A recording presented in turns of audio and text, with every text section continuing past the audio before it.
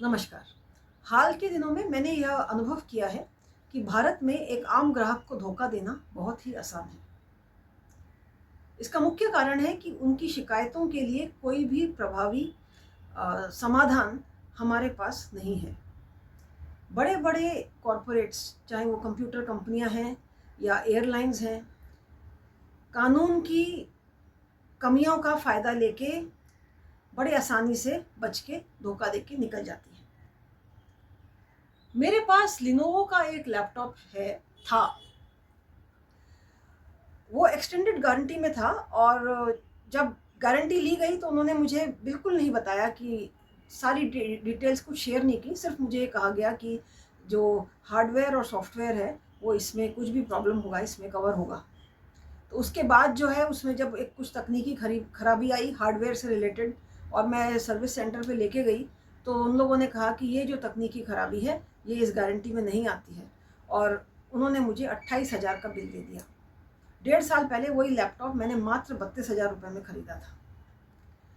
तो मैंने बाद में जो लिनोवो के उच्च अधिकारी थे उनको भी पत्र लिखे, उनसे भी बातचीत हुई। उन्होंने सबने बड़े खेद प्रकट करते हुए और मेरे को जो रिग्रेटिंग इनकन्वीनियंस ऐसे करके ईमेल भेज दिए, पर समाधान कुछ भी नहीं मिला।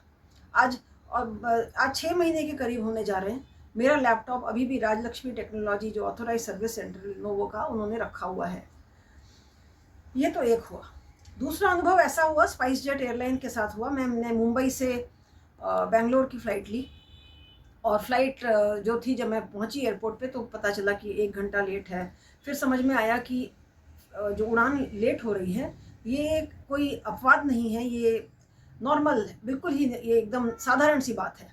तो पहले 1 घंटा, 2 घंटा, 3 घंटा और बाद में जो है वो फ़्लाइट रद्द कर दी गई।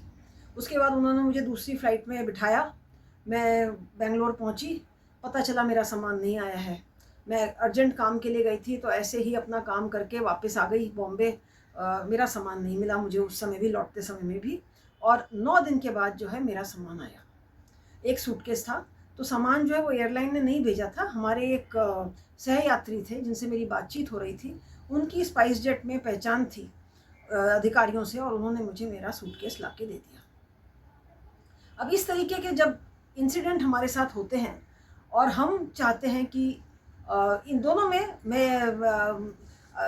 जो ग्राहक है उसको बहुत ही तकलीफ़ हो रही है और हम पुलिस के पास अगर जाएं और मदद मांगें कि एफआईआर लिखो इनके अगेंस्ट, तो पुलिस एफआईआर लिखने से साफ मना कर देती है कि ये जो है ये सिविल मामला है, आपको कंज्यूमर उपभोक्ता कोर्ट में जाना चाहिए।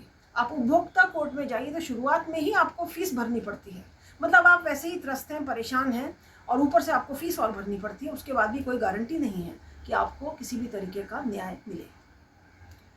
तो ये जो 2 मेरे अनुभव थे मैं आपके साथ शेयर करती हूँ और मैं आप सबसे आग्रह करती हूँ कि आप इस रील को लाइक करें, शेयर करें, ज़्यादा से ज़्यादा लोगों तक पहुँचाएँ और हम एकजुट होकर इन मुद्दों का सामना करें, जिससे कि हमारे डिसीजन मेकर्स जो हैं वो उपभोक्ता को न्याय दिलाने के लिए प्रभावी व्यवस्था बनाने के लिए कदम उठाएं। धन्यवाद।